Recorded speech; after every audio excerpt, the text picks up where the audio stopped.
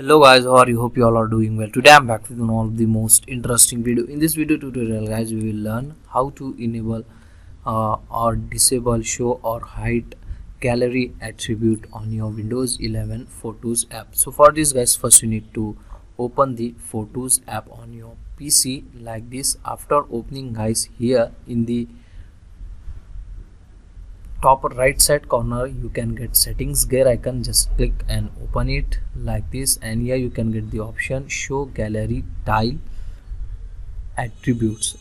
From here you can easily able to enable and disable this option. Okay, so that's for today guys, the short and very simple video. Hope you enjoy this video. If you enjoy, please guys like, share and subscribe to our channel. Thank you very much.